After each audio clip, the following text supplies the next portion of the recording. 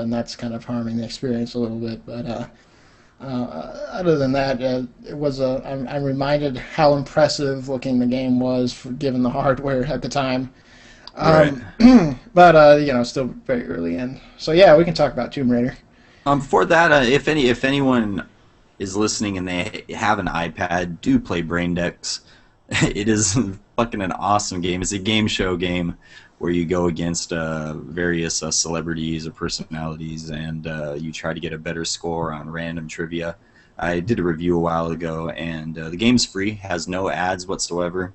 It totally comes at the expense of the publisher. Definitely worth checking out. But let's move on. So you did the review for Tomb Raider, Nathan. Get us started. What did you think of the game overall? Um, I honestly don't understand the hype of the game. It's terrible. No one should play it. No. Um, what can I say that hasn't already been said? The game is fantastic.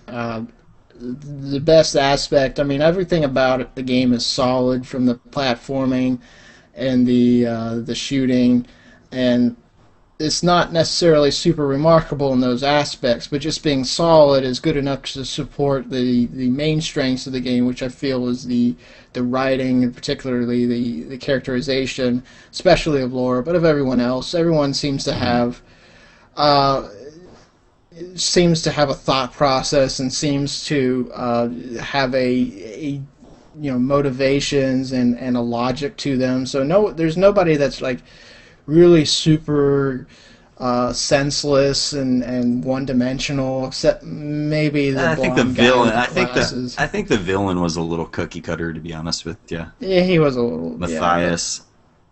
but Um, overall the game does a really good job of sort of explaining the events, and you don't necessarily feel like you're just moving from one set piece to the next with this loose thread exactly. connecting them. Yeah. Yeah. There's this rare quality in Tomb Raider that kind of like it always encourages you to keep moving. You never feel as if like you don't want to play. There's always something kind of driving you forward, whether it be like the looking on like the landscape ahead of you and seeing this whole like area that's yet to be explored, or the story kind of like pushing you ahead. There's always like some like honest like rewarding incentive to keep moving. It, I never got the sense that the game was creating some contrived scenario to extend the gameplay another hour or two. It always kind of felt uh, pretty much like a tightly woven set of scenarios, and and not to say the game is short at all, because it's a reasonably lengthy game. oh yeah, especially if you're a completionist, the game gives you a lot of options for collectibles and stuff, which aren't super, they don't contribute Well, a I mean, massive amount, but I think like not so much the artifacts. I mean, the artifacts do to a certain extent because they kind of lead towards what's happening towards the end of the game, but all the notes and stuff kind of build up towards the story that's happening. But as much as people like to compare this to Uncharted, this is one thing that Uncharted it can't it hasn't been able to do yet, like this that sense of exploration. It's still a linear game, but there is a little bit of going off the beaten path and kind of exploring. In a game like this, it kind of lends itself well, rather than having like these little monster rooms where you fight waves and waves of people, and that does happen. yeah, But there's no, please go on. the game sort of encourages. It doesn't force you in any way, but it does give you the option to backtrack to any level. That has a sort of fast travel system, so you could revisit maps that you've already been in. And I'm glad to say they generally don't have like respawning enemies. So if you've cleared an area, it will be pretty much devoid of opposition. So you could just freely go around in that map and collect things that you're missing. And the game has systems in place that you can easily locate what you haven't collected yet. Some of them, like the GPS caches, I wouldn't recommend going too far Yeah. out of your way for those. They collecting them gets you a bonus document. And for those who haven't played the game, the documents are essentially like diaries for like what maybe Bioshock or some other games had, where it's given sort of an insider's viewpoint into what the characters are thinking. Um, and it will give you one of those once you collect all of them. That sort of alludes to a larger plot thread that might be delved more with the sequel, but it's not like super major, so I wouldn't worry about that.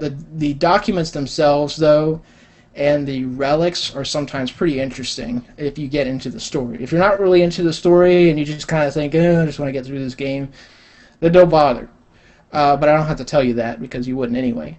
But if you are into the story, the documents can lend some really interesting background. They go multiple points of history. One of the things I think is really interesting about the environments in this game is that it isn't just you're visiting this Aztec temple or something. You're visiting a land that's been visited by many people across centuries, and Kind of you're like Lost. It's the island of Lost, you're almost in a way. you're delving through all these layers of history and people discovering what the people that came before were doing, and then more people coming after them and discovering what they were doing. And so there's layers to the history of this place, which actually kind of makes it interesting. And some of the stories are actually very personal, so it gives a sort of eyewitness viewpoint of these events. So it's just there's a lot to the lore, more than maybe you might expect if you're just thinking this is a simple action game. The writing is just one of the best uh, strengths of the game. It leaves a lasting impression. Like after you finish the game, you just reflect on it and appreciate it all the more. Yeah, and plus another thing that I think is a good quality of the game, it kind of lends itself or kind of takes cues from like the modern interpretation of horror movies, like that ultra realism kind of like washed out visuals kind of like tone. It does that. Like you think of like the Texas Chainsaw Massacre, how it has that kind of like new like reboots of horror franchises have that kind of like gritty, like down to like real kind of approach. That's what Tomb Raider does, and I kind of get that feeling a lot playing the game. Like it's not that cartoony Tomb Raider that we're used to playing in the '90s. No. It's very like down to earth and like gritty kind of thing going. And that's conveyed best of all through the characters, and particularly Laura Croft. Right. She is absolutely like the girl next door. Maybe a little bit of an overachiever, because let's face it, that's sort of part of the character to some extent. But she is relatable nonetheless, and she's uh, so much more interesting because of that. You actually get to see her underpinnings and what by the end of the game, you really do feel like she's gotten through this sort of life changing journey that ultimately results in a real action character, like a real like hero type character, Right. uh, and so this is a great setup for the characters, wonderful insight to the psychology, and something that's so much more in depth than you might expect if you don't have expectations going in. Right, right. I mean, given all like the attempt they do to make this real as possible, do you ever find that in a common complaint, and it's a small gripe because this is a very, very good game. Do you consider like the way she just like wipes people out, to be kind of like disjointed from the idea of her kind of like learning these things as they go? Do you think that kind of makes sense?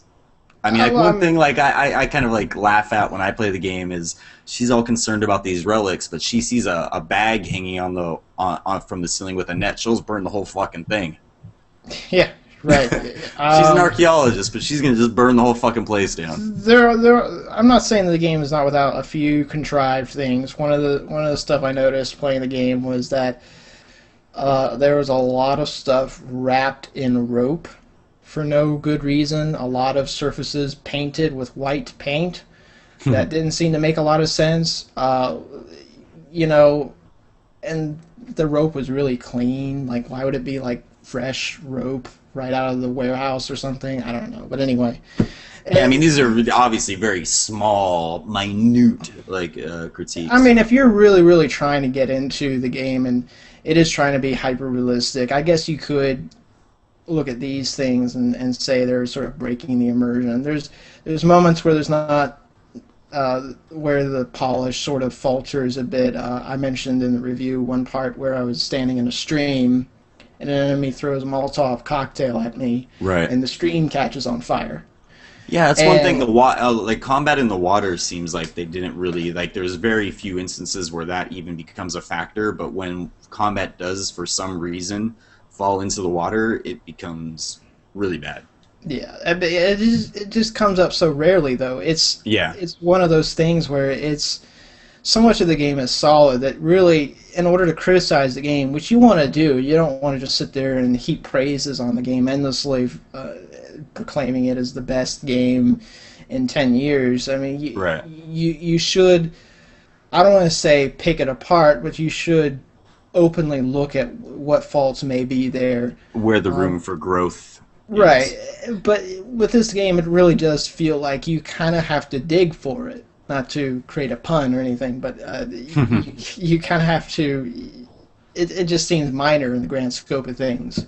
I will say that I found that the a lot of the like the jumping from ledge to ledge kind of stuff felt really magnetic. Magnetic. Like I wasn't. Yeah, I mean, I wasn't quite sure. I got that same impression. My I'm using an unofficially sanctioned gamepad with it. I don't know if anybody saw the after show. I'm using this ancient Logitech dual action. I found a piece of software that tricks the game into thinking it's a modern day 360 controller. which is the only way to play the game. This is the way you should play the game, but if you're a cheap ass like me, then go with the piece of software. But I felt like if you would jump in the air, it's not necessarily super realistic, but you could like in midair move around with the joystick if you wanted to, and I I don't know, maybe I suck, but there was like plenty of moments in the platforming where I missed. Eh. But All right. Well, given all this, since you've done the review, what do you said? I mean, I think we kind of already know your answer, but can you see any reason why someone, if they weren't interested, or if they would have any reason not to pick up this game? if you're not interested in the game, now there's a couple of reasons why you might not be interested in the game. You might not be interested because it might look generic to you. To them, I would say looks can be deceiving. That there's actually a great deal more depth to this game than meets the eye.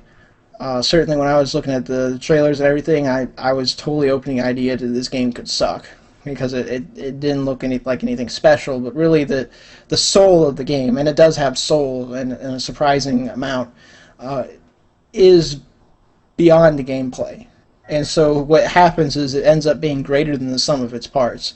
It is actually a memorable experience, especially if you're the kind of person that can find yourself getting endeared to the character. Uh, there are other people that might not be interested, or those who played past Tomb Raider games, or they don't feel that the franchise is held up very well. And to them, I would say this isn't one of them. This I'm not a Tomb Raider fan. I haven't played hardly any of the original games, um, and this is just totally unlike any of them. There's plenty of mileage left in the character, in the storylines that they can explore, and that is made proof positive with this game. It is every bit the modern game that it should be, and absolutely holds up to current day standards. Has a lot of life left in it. Beautiful. All right. Well, if you're sticking around for the after show, we're going to be doing some Tomb Raider multiplayer, which none of us have played yet, so this should be interesting. Yeah. So before we go out, thank you to Idiosyncrasy, Red 8, Total Biscuit for being contributors on the chat room tonight, and Brian, as always, take us out.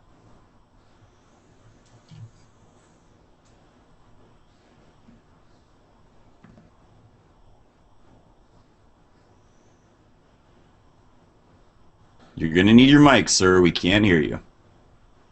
My bad. So, so if you guys aren't watching already, we're on Twitch TV now every Tuesday. We're actually moving the time to 9 p.m. Pacific time. So, we've been doing this at 10. It's moving to 9. So yeah, we're on Twitch TV every Tuesday at 9. Watch the podcast. It's a lot more fun than listening, even though listening's just a grand old time too. So Yeah, subscribe. And if you want to listen to the audio podcast, you can go to on our site, and we link you to iTunes, so you can subscribe there. And we